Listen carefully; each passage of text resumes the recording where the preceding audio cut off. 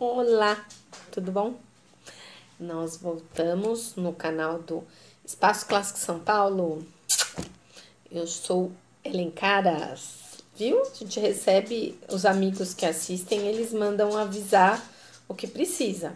Então, nós somos o canal do Espaço Clássico São Paulo e eu sou a Helen Caras, dando para vocês vídeo aula sobre história da dança, companhias, celebridades da dança e muito mais. Hoje nós vamos começar uma websérie, porque ia ser um episódio, uma videoaula, mas não tem como.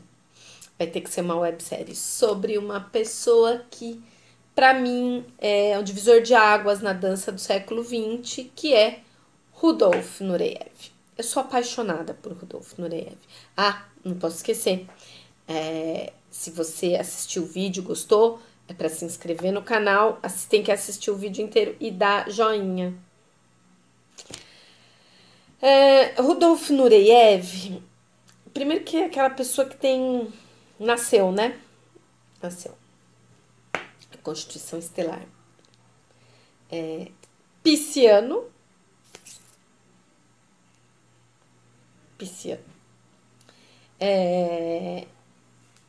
Nureyev, ele tem uma história muito rica. Eu tenho, para mim, a biografia, uma das biografias mais completas do Nureyev, tá? Comprei quando lançou.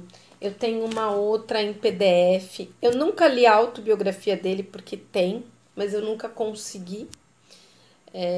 Acho que foi por preguiça mesmo, porque quando eu li as biografias, eu já sei que ele mentia muito sobre ele. Assim como a Pavlova criava, mas ele mentia muito. Ele era um mentiroso contumaz sobre ele mesmo. E esse livro aqui, do Peter Watson, ele é investigativo, porque ele vai atrás de questões, de pessoas e de coisas para confirmar ou não confirmar fatos e atos do Nureyev. Nós vamos mais ou menos deixar Nureyev, acredito que em 5 capítulos, né? Tanto que é uma websérie. Hoje nós falaremos sobre a vida do Nureyev, do seu nascimento até sua saída da escola Vaganova, que é um período curto, mas muito rico, tem muita coisa sobre. E para mim, Rudolf Nureyev, ele fala muito sobre a dança no período que eu mais gosto. A história dele se encaixa quase que inteira no período que eu mais gosto da dança, que é a dança clássica produzida nos países socialistas durante a Guerra Fria, né? Tem toda uma história atrás disso. E o que acontece? Eu tô com frio, tá, gente? Onde eu moro é frio, eu moro no vale. Aí o que acontece? A história dele é muito rica. E Nureyev, ele tem o seguinte, ele era estrela mesmo. Tipo, star. Se tivesse Instagram, Facebook, YouTube, ele tinha 1 milhão de views por dia. Qualquer coisa. Ele seria o cara que... Né, ele já era assim, naquele tempo que era só mídia impressa. Imagina hoje em dia. E o Nureyev, para mim, desde Nijinsky, porque teve Nijinsky, Pavlova, que era celebrities, de lá até o surgimento de Nureyev na dança clássica, para mim a dança ficou carente de estrelas, de stars, ok? Existiam pessoas famosas, sim, mas estrela dessa que causa comoção, Nureyev veio para recomeçar essa época. E ele trouxe na rabeira dele aí uma galera, tipo aquele mocinho, Mikhail Baryshnikov, né? Veio ele, Irek Muhamedov, tinha a Natália Makarova, Alexander Mins, Alexander Godunov também. Mas eles não, o Godunov não chegou a ser por causa de vício, essas coisas. Enfim, não conseguiu ser tão celebrity, mas Nureyev. Depois deles, depois de Nureyev, Barishi, surgiu de novo o Sergei Polunin, que é tipo celebrities, que não é igual. O Carlos Júnior é maravilhoso. Todo mundo sabe que eu sou uma fã de carteirinha do Carlos Júnior, Mas Carlos Júnior, ele é uma pessoa tranquila, ele vai, o foco é a carreira dele, né? A vida do Carlos Júnior não é pauta. O trabalho do Carlos Júnior era pauta. Esses caras não, eles são celebrities mesmo, porque tudo é pauta. O que eles comem é pauta, com quem eles saem é pauta, tudo é pauta. E Nureyev, além de tudo, ele morreu numa fase dificílima da história da humanidade, que é na epidemia de HIV, e ele morreu de HIV, e morreu deixando isso claro em público, tá? Então, hoje vamos falar Nureyev até sua saída da escola Vaganova. Vamos lá? Rudolf Kamenovich Nureyev. No livro está Kamenovich e aqui está Kamenovich. Kamenovich, filho de Kamen. Kamenovich, filho de Hamen. O pai dele chama Hamet. Rudolf Kamenovich Nureyev, nascido em 17 de março de 1938, falecido em 6 de janeiro de 1993. Ele foi nascido na extinta União Soviética, ele não nasceu na Rússia, mas ele já nasceu quando era União Soviética, considerado um dos maiores bailarinos da geração dele. Então, eu acho que Baryshnikov desertou uns 10 anos depois. Então, para mim, ele foi, né? Ele nasceu dentro de um trem, enquanto a mãe dele estava viajando na Transiberiana. Meu sonho, para quem não sabe, é viajar na Transiberiana. Ele nasceu perto de Irkutsk, na Sibéria, e a família dele vinha de uma região chamada Bashki Tatar. A família dele é de etnia tártara e ele sofre muito preconceito na Rússia, na União Soviética. O tártaro, ele é um grupo étnico que tem características mongóis e características caucasoide, tá? É a mistura de ambos. Então, eles são de pele mais... Ai, será que sou eu? Eu não sou vira-lata caramelo. Eles têm a pele um pouco mais escura, os olhos mais amendoados, porque eles descendem da horda de Gengis Khan, tá? Então, eles têm os olhos um pouco mais puxados, a pele um pouco mais escura, o rosto mais anguloso, tá? Mais quadrado. E os tártaros da Crimeia, porque eles estavam na região, a princípio, eles estavam na região da Crimeia, eles têm uma aparência asiática, uma pele mais azeitonada, tá? Rosto mais anguloso, olhos bem mais puxados. Eles são uma das minorias não russas que existe, né? Eles descem, e assim, para você entender o que é essa etnia, eles falam que os tártaros, eles são uma mistura da horda de Gengis Khan com os descendentes dos turcomanos. E eles, a princípio, essa etnia vem da Ásia Central. Eu vou falar tudo isso porque é muito legal para você entender muito da história dele. Então, você já sabe que ele faz parte de uma minoria, tá? Rudolf tártaro, nascido, então, a mãe dele estava indo da terra deles para Vladivostok. A mãe dele se chamava Farida, ou Farida, eu acho que é Farida, tá? Porque tem acento. Farida estava viajando de trem para Vladivostok porque o pai dele, o Hamet, ele era do exército na época, ele era comissário político do Exército Vermelho e ele estava de serviço lá. E ela estava indo para lá. E Nureyev nasceu nessa viagem de trem. Ele foi o único filho, ela tinha 3 filhas e Nureyev, tá? Era Resida, Lilia e Rosa e o Nureyev, Rudolf. Então era Resida, Rosa, Rudolf e Lilia, que era a irmã surda muda do Nureyev. Os pais do Nureyev, eles eram, por nascimento, camponeses, para vocês se situarem. Eles eram camponeses e eles foram um dos que foram beneficiados com a Revolução Russa, porque camponeses, a princípio, antes da Revolução, ainda sob o regime dos czares, não teriam a menor possibilidade de ter acesso à educação, à universidade, a artes, ok? Então, para eles, a revolução foi benéfica, tá? De um certo ponto de vista. Não que eles tivessem saído da linha da pobreza, não.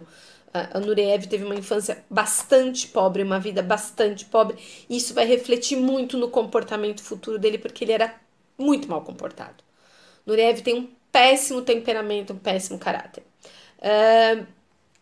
E aí o que acontece? Após a Revolução, que foi em 17, já na década de 20, os pais deles se filiaram ao Partido Comunista, né? E isso possibilitou que eles pudessem colocar os filhos em escola, passar para...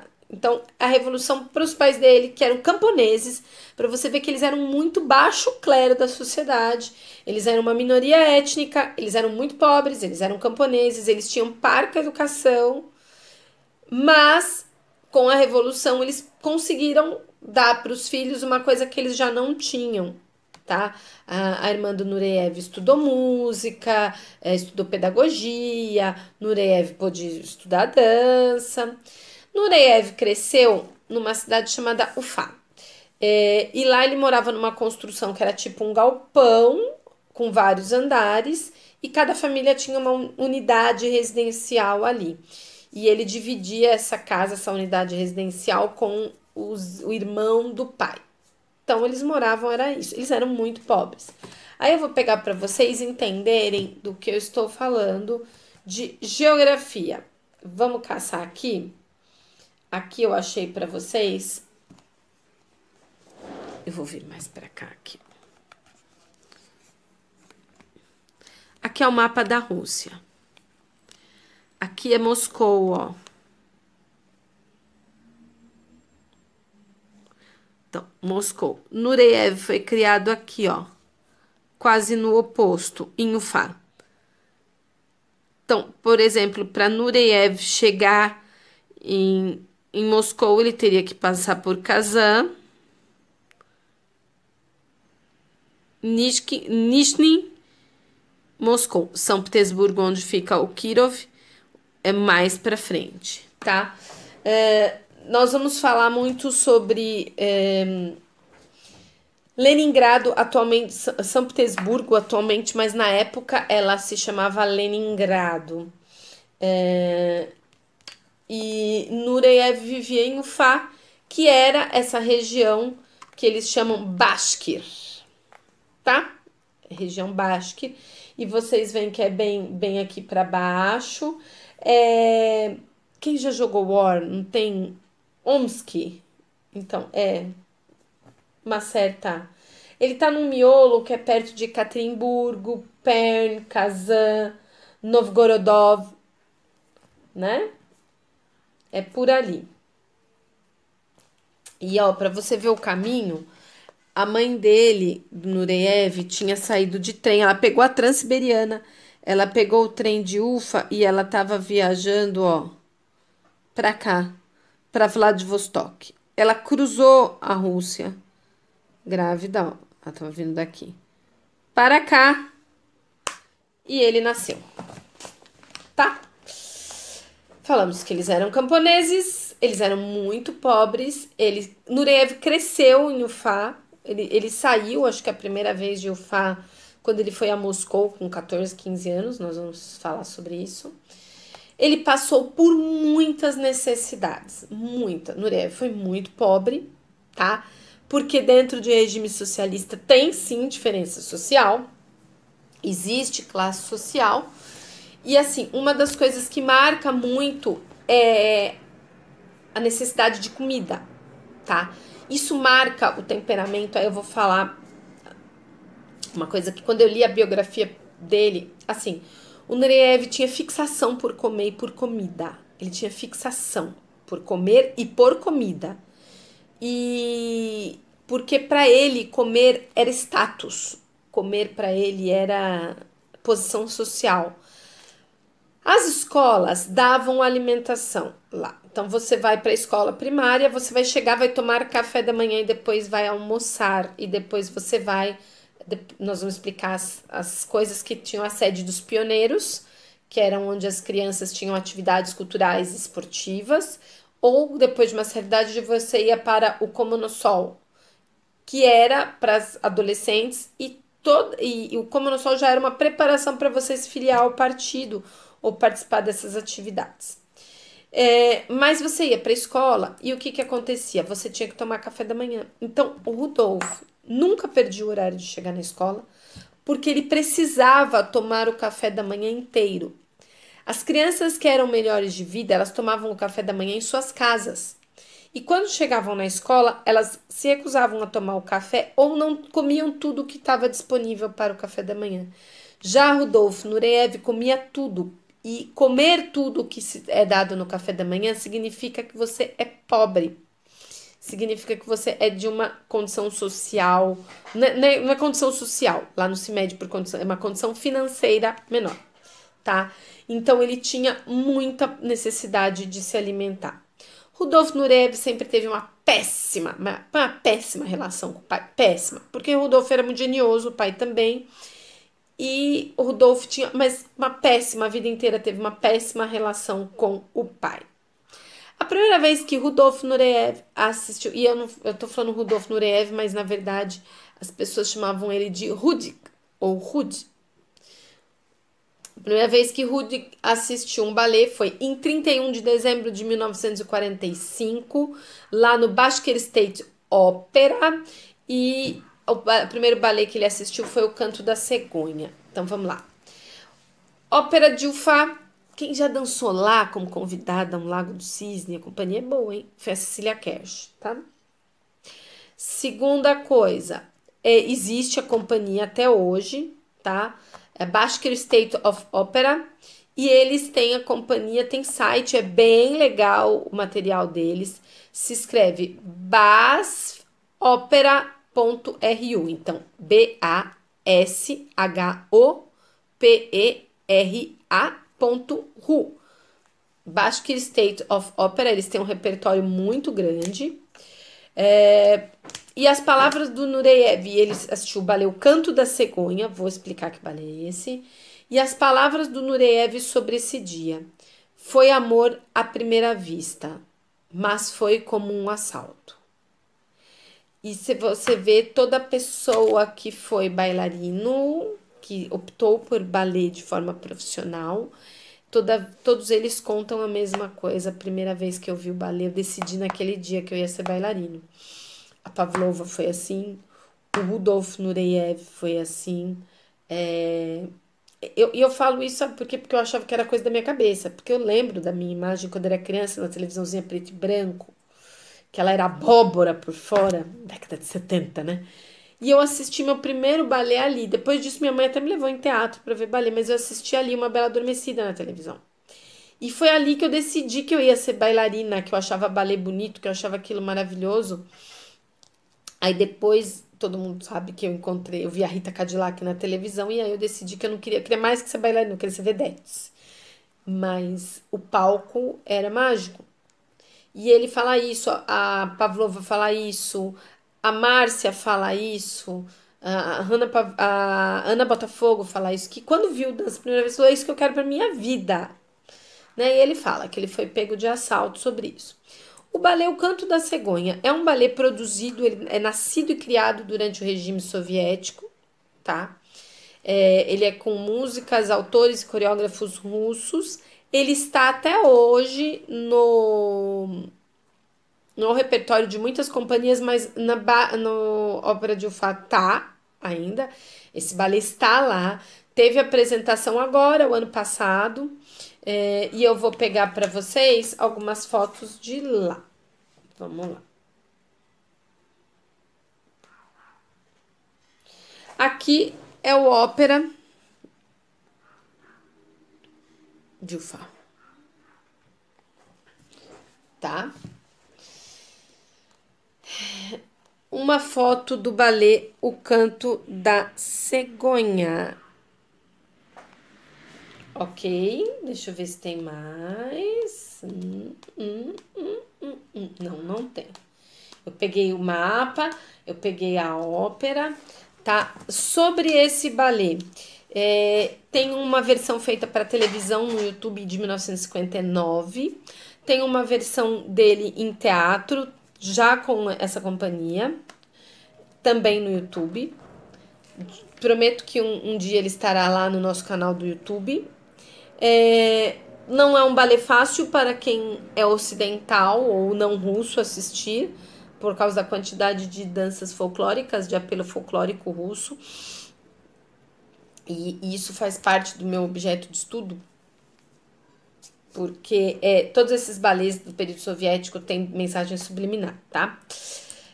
Esse balé, o Canto da Cegonha, ele conta a seguinte história.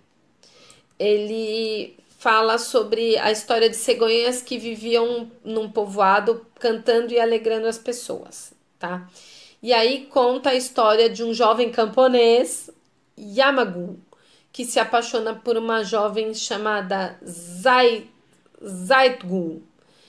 E aí eles estão lá vendo as cegonhas cantarem, voar ali na floresta, lá no bosque deles. De repente eles ouvem as trombetas dos caçadores, os caçadores chegam atirando, matando as cegonhas, porque eles estavam ali para caçar a cegonha. O casal apaixonado se esconde, enquanto o chefe dos caçadores é Arslabain, né? E aí caçou, tal, foi embora, o casal sai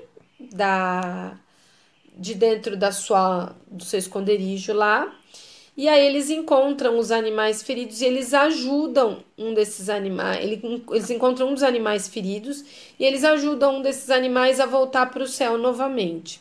De repente, enquanto eles estão fazendo isso, eles se encontram com o pai da moça, que chama Abrai, e os seus 2 servos. E ele, com muita raiva, separa o casal. Por quê? Porque ele já prometeu a Zaitgun em casamento para o Arslabai, que é o caçador lá, porque ele é muito rico e o pai já estava seduzido pelo dinheiro e prometeu essa filha em casamento. Aí a Zaitgun implora para o pai não separá-la do Yamagu, mas ele é implacável, ele fala não, manda os servos dele pegar, levarem ela à força, porque ela vai ficar lá longe, não vai ficar. E nisso o povo tá chegando no local e as pessoas ficam indignados. Ficam todos falando assim, como você não vai deixar ela casar por amor e vai vender ela para o dinheiro?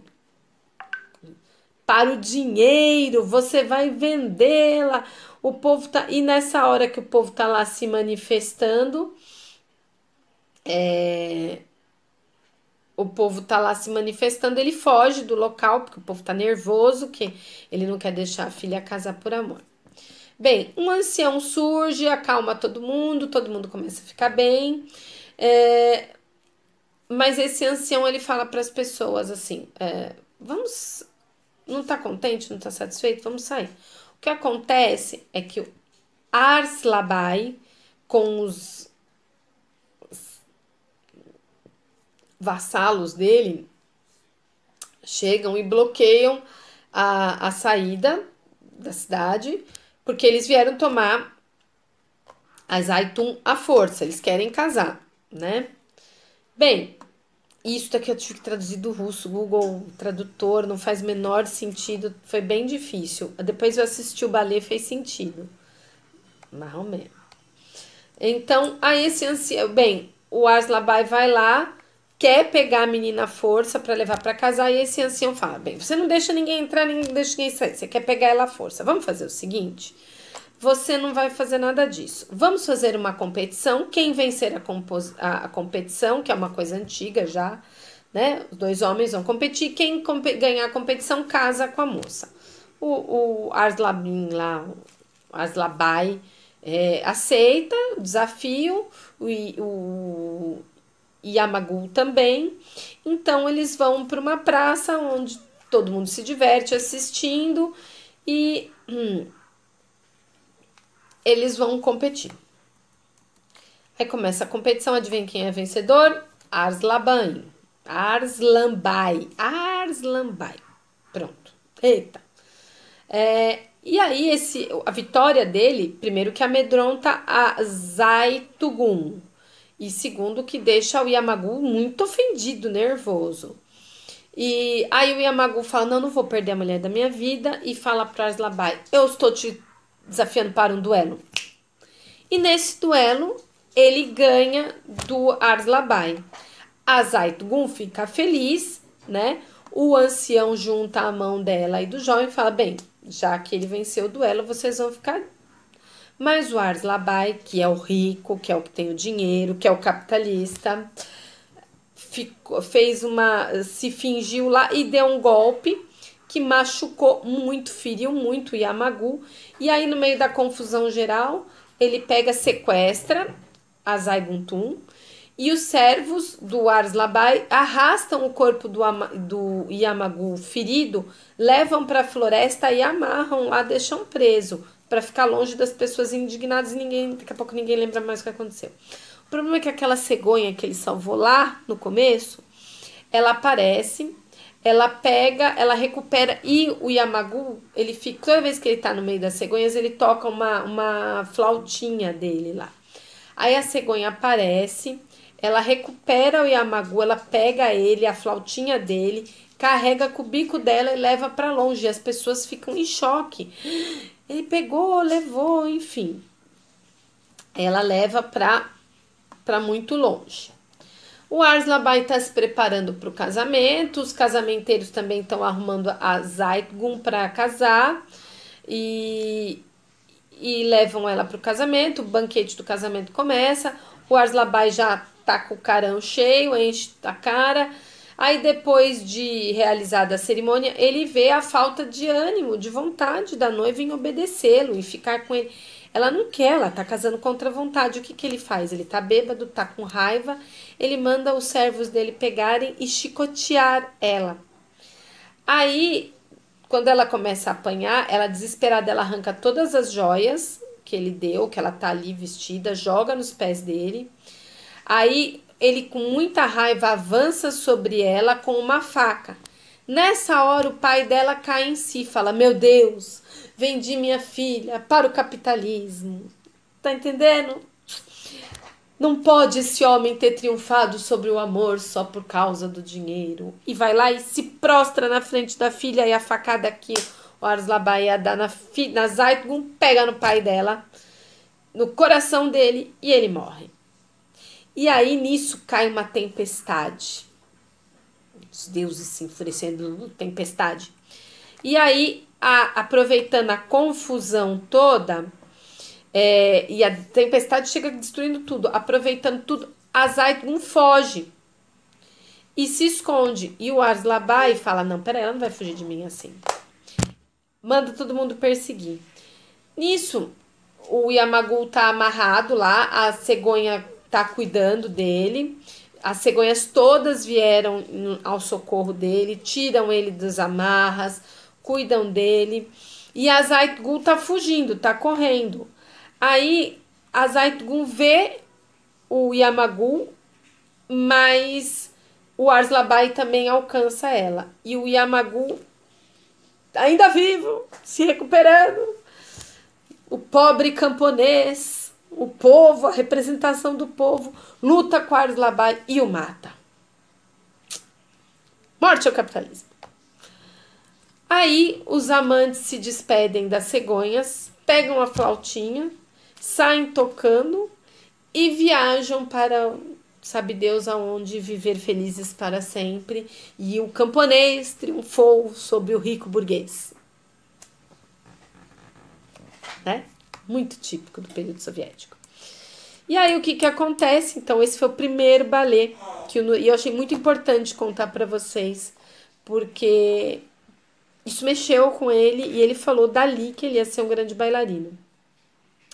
E aí, o Nureyev era criança, foi em 1945, isso, e ele foi encorajado a começar a dançar as danças folclóricas, e os professores incentivavam, e todos eles falavam: você é muito bom, tem que ir treinar em Leningrado, que é onde ficava a escola Vaganov.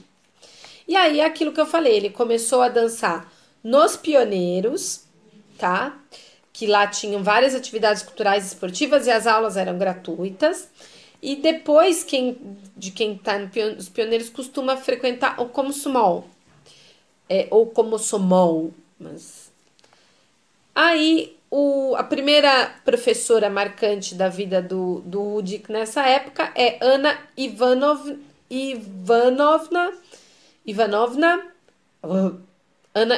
Udeutsova, E ela chegou a dançar no corpo de baile do Balé Russo do Sergei Diaghilev. E ela foi a primeira professora dele que falou que ele deveria tentar ir a Leningrado juntar-se aos alunos da escola Vaganova. Depois, ela falou que não tinha mais o que ensinar para ele, passou ele para uma outra professora ali na cidade. A Helena Konstantinova Vaitovich, que foi bailarina do Balé Imperial, que depois virou Kirov, que depois voltou a ser Mariinsky.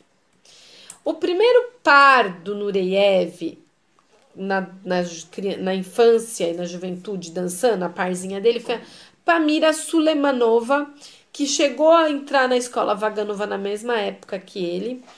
Inclusive, ele precisou passar pelo teste, ela entrou por indicação. Ela era muito mais pobre até do que ele. O pai dela foi para a guerra e nunca voltou. E a mãe era tão pobre que para conseguir comprar comida para eles, ela vendia o próprio sangue. Ela doava o sangue vendendo. Eles eram tão pobres que às vezes eles tomavam sopa de urtiga. Nureyev não era considerado bonito, até porque os traços do povo tártaro é considerado um traço feio, menor na Rússia, né? E ele, por si só, ele não era vaidoso. Ele usava as roupas sujas, ele vivia com o cabelo desgrenhado. A mãe dele, trabalhava fazendo iogurte numa fábrica de leite, e o pai, depois que virou segurança, também, eles eram pessoas muito simples. O Nureyev não tem um artigo, um momento da história que falam que o Nureyev era um cara educado. Ele era grosso, ele era estúpido, ele era de péssimo comportamento. Por quê? Porque ele vem do baixíssimo clero. Então a educação mas ele era talentoso. Ele dançava com um fogo interior. No ano de 1951, ele dançou um balé chamado Feia Kokol, onde ele fez o papel principal. Feia significa fada, fada Kokol. O pai do Nureyev era extremamente contra essa história de balé. Extremamente contra. Contra. Porque lá no íntimo dele, ele tinha medo de que o Nureyev fosse homossexual. O pai não se engana. E na Rússia, desde 1936 até 1993, ser homossexual era crime, tá? E ele tinha muito medo. Tanto que o Nureyev uma vez estava com tudo arrumado para ir para Leningrado prestar o exame da escola Vaganova, o pai fez de tudo e ele não conseguiu ir. Foi uma briga pavorosa, né? Mas o pai era contra, porque o pai achava que ele tinha que estudar medicina, engenharia, ciência, casar, ter uma família, né? Subir na escala financeira. Porque o pai era membro do partido agora, mas o Nureyev não queria isso, né? Então o pai achava que tinha que ser assim. Aos 14 anos, os pais do Nureyev resolveram proibir terminantemente ele de dançar. Porque ele ia mal na escola, ele era um mau aluno, né? Mas entrou por aqui, saiu por aqui, porque ele tinha um gênio do cão, né? E para ele tanto fazia. Você não quer? Eu vou mesmo assim. E ele ia. E, inclusive, aos 14 anos também, o Nureyev começou a ter um problema nas pernas relacionado a veias varicosas. Varizes, né? Ele teve esse problema algumas vezes na vida, ele tinha muitas dores. Em 1953, foi fundada a primeira escola para preparar bailarinos para a companhia da cidade. Então, o Balé da Ópera de Ufa começou a ter uma escola que preparava os alunos para lá. E o Rudolf Nureyev, claro, que entrou nessa escola.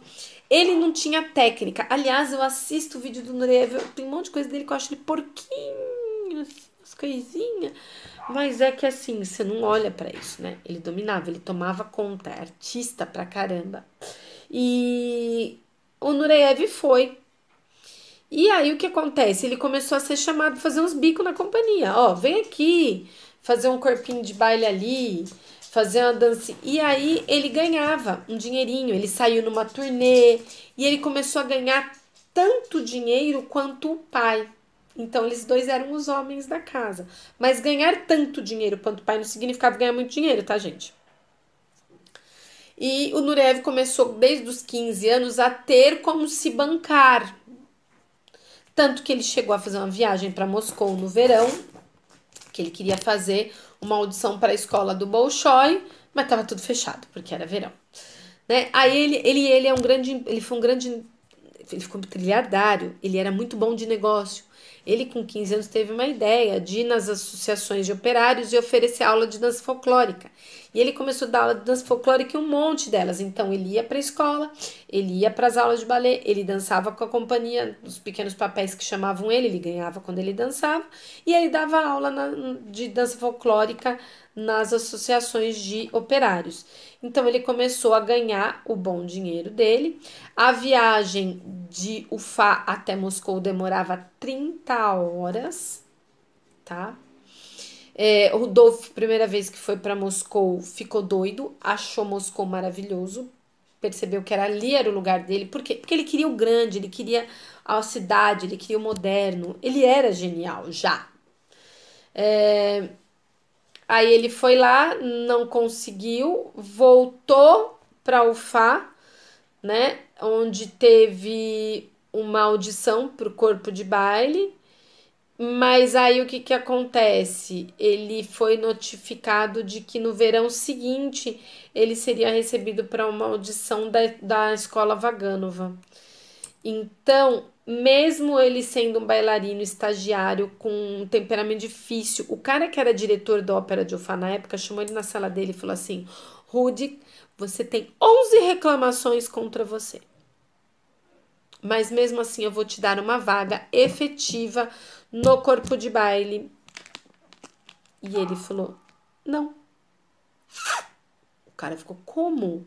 Você não tem técnica boa o bastante, você não tem modos, as pessoas te detestam, porque as pessoas detestavam Nureyev. Isso é por onde ele passava, o povo não suportava, porque ele era insuportável, ele era briguento, ele tinha péssimos modos. Aí o que que acontece? Ele falou: não, por quê? Porque ia ter um festival em São Petersburgo chamado Decada, um festival para comemorar uma década da arte bashkir, da arte da região dele. E onde estariam os melhores alunos e bailarinos de toda a Rússia para tentar oportunidades nas companhias em Leningrado e em Moscou. Então ele falou: não, eu não quero entrar na companhia, eu quero tentar uma vaga no Decada para eu tentar alguma coisa lá. Eu não vou ficar em Ufá para sempre, eu quero ser grande. Aí ele estava ensaiando com um corpo de bailes de aluno lá do estúdio para ser aprovado para ir dançar nessa Decada. O que que acontece? No dia que o ministro da Cultura, que sorte é tudo, foi assistir para ver quem iria, o menino que era o solista do grupinho se machucou. E o diretor falou: ó, nós não temos como dançar sem o solista.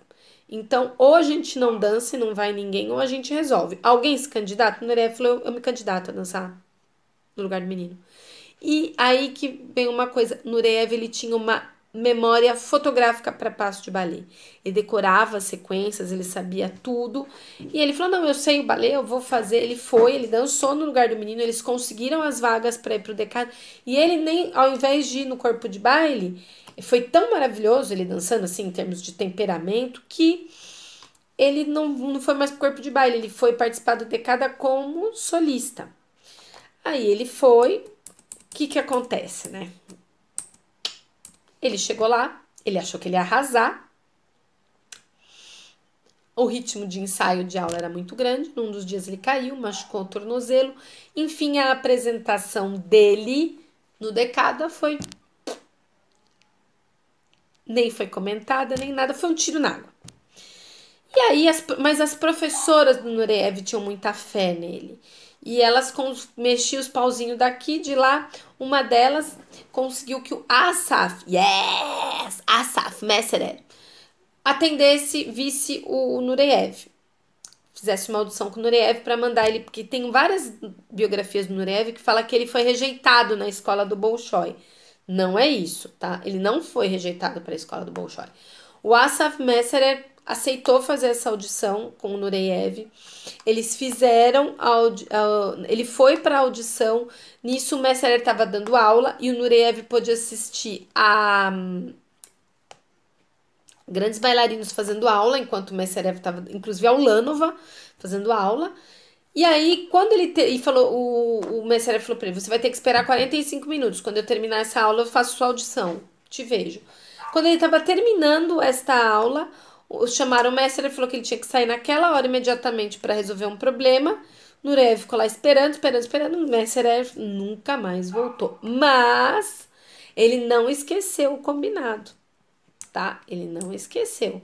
Ele conseguiu que outra pessoa fizesse a audição do Nureyev para uma vaga na escola do Bolshoi, fizeram e chegaram e falaram para ele, ó, eu te consigo uma vaga para o... Ele estava com 17 anos. Te consigo uma vaga para o 8º ano, que é o 8º e 9º. Te consigo uma vaga no Bolshoi no 8º ano. Tudo bem? Maravilha. Só que tem um detalhe. A escola do Bolshoi não é internato.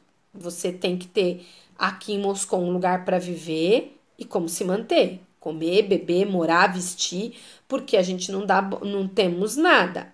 Você vai entrar para estudar na escola do Bolshoi, tá? E ele falou, ele não tinha como. Para quem tinha uma família que até um dia desse estava comendo sopa de urtiga, como é que ele ia se manter em Moscou? E aí ele falou, não vai dar, não. Aí ele foi fazendo contato. Ele falou, não, minha única saída para sair de Ufá é conseguindo uma audição na Escola Vaganova. Ele fez, até que em agosto de 1958, até que em 1958 ele conseguiu uma audição para a Escola Vaganova. E lá tinha assim, quem entrava no primeiro ciclo entrava para estudar 9 anos. Quem entrava no segundo ciclo entrava para estudar 6 anos. E quem entrava no último ciclo entrava para estudar os últimos 3 anos. 2 ou 3 anos. E ele entrou no último ciclo, ele já estava com 17 anos. E aí, na terceira semana de agosto de 1958, Rudolf Nureyev partiu de trem de Ufá para Leningrado. Fez quase toda a viagem no trem em pé, mais de 16 horas de viagem. E chegou lá, foi para a escola, foi para um dormitório grande, que lá na escola de Leningrado tinha dormitório, tinha tudo. Ele não tinha amigos, ninguém gostava dele, ele era visto como o caipirão, o tártaro, ele era grosseiro, ele era mal educado, ele foi expulso, ele saiu da sala do Chekhov. O primeiro professor que conseguiu domar o gênio dele foi o Pushkin, que inclusive também foi professor do Mikhail Baryshnikov. E ele foi para aula de 6º ano. E ele acreditava muito no talento dele. Se tem uma pessoa que acreditava nele, ele chegou pro cara e falou assim, escuta, eu não vou ficar no 6º ano. Eu vim aqui para fazer o 8º ano, foi pro 8º ano que eu passei. E eu vou para a sala de 8º ano. Só que o cara falou, você é muito ruim tecnicamente. Isso era uma unanimidade na escola Vaganova. Ele era o pior tecnicamente. Você é muito ruim. Tanto que a professora que fez a audição dele para o Kirov, para Vaganova, falou, menino, você só tem 2 opções. Ou você vai ser um sucesso total, ou você vai ser um fracasso total. E ele falou pro cara, eu vou pro 8º ano, eu não vou ficar fazendo essa aula fraca. Eu preciso ir para um lugar onde eu me sinto estimulado. E o cara pensou, eu vou mandar ele pro 8º ano, vou deixar ele vai ser muito pior que os outros alunos, ele vai ser reprovado e eu me livro dele na escola. Porque tudo que todo mundo mais queria era se livrar dele de lá.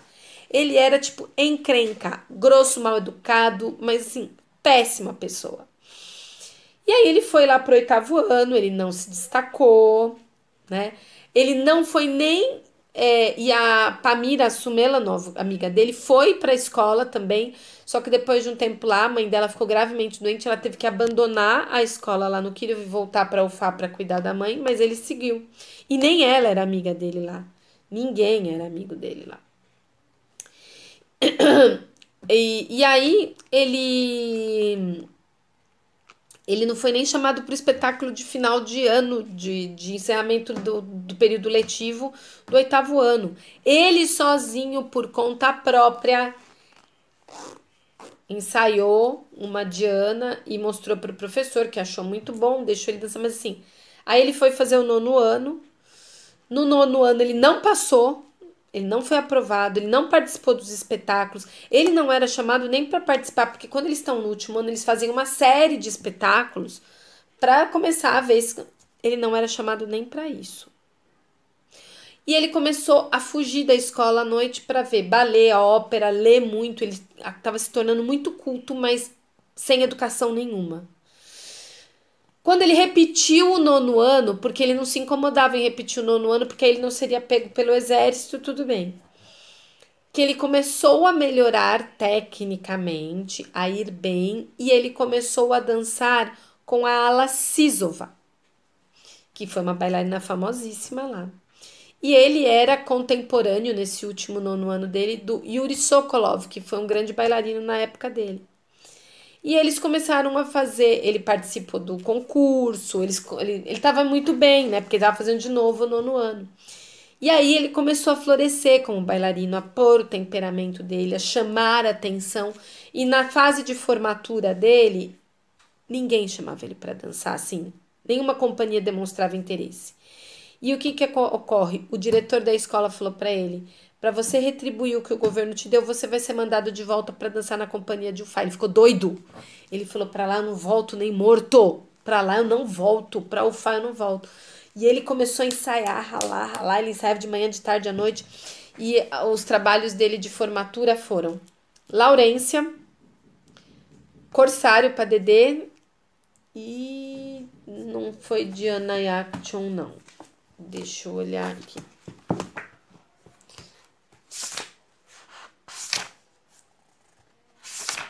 Eu vou achar. Gaiene. Uma música de Katia Turian de Gaiene. E aí ele e a Sisova começaram a chamar a atenção do público e um dia ele estava dançando Laurência no espetáculo da formatura e Natalia Dudinskaya era a maior bailarina da história russa até então, mais que Pavlova, porque ela tem uma história muito linda. Um dia eu posso fazer um capítulo, um episódio falando sobre Dudinskaya. Ela tem uma história linda, linda, linda. Ela era a maior bailarina da Rússia naquele momento e ela foi no camarim e falou assim: Nureyev, você vai dançar Laurência com... Ela tinha 40 anos, ele tinha 20. Ele foi lá e falou: Nureyev, ela foi lá e falou para ele: Nureyev, você vai dançar Laurência comigo completo na companhia. E assim ele foi chamado para dançar e terminou a formatura da escola, foi chamado para dançar no Kirov e ele foi o primeiro personagem na história, o primeiro personagem a sair direto da escola para solista do Kirov. A Pavlova foi a mais jovem a alcançar o posto de solista. Isso até aquele momento, tá? Teve gente que fez outros feitos depois. E assim, ele só continuou grosseiro, mal educado, tudo aquilo. Não namorava com menina nenhuma, apresentava bastante restrição e ele começou a se cuidar, então ele começou a ficar bonito, porque depois Nureyev ficou famosíssimo por ser um homem muito bonito, a ficar mais elegante, mais bem vestido, mas nada de moças. Se formou na escola Vaganova, do total fracasso dos 2 primeiros anos nele na escola Vaganova ao total sucesso na segunda vez, quando ele era repetente do 9º ano, e saiu de lá direto para o Kirov, ok? Só para dar uma ilustradinha para vocês, fotinhos dele biririnho. Vamos lá?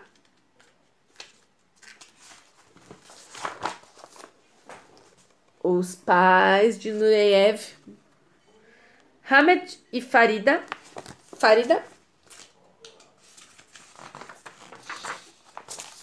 Fotinhos do Nureyev criança, oh, que lindo. Olha ele bebezinho, olha a mãe dele com os filhos todos. Olha que Itimalia, olha que Itimalia. Eu amo essa foto dele, gente. Olha que coisa mais Itimalia de Deus.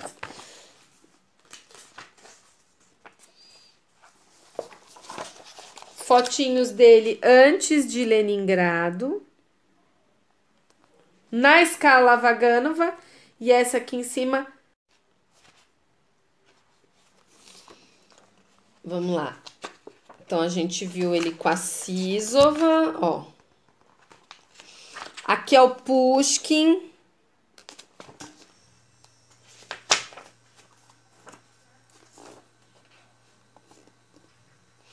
E aqui é ele na formatura dele da Vaganova. Nureyev tá bem aqui. Ok? Ficou enorme. Um episódio de 40 minutos. Mais de 40. Espero que vocês tenham gostado. O próximo episódio é ele no Kirov, na escola, no Kirov dançando e a deserção dele, tá bom? Beijo, dá joinha pra mim.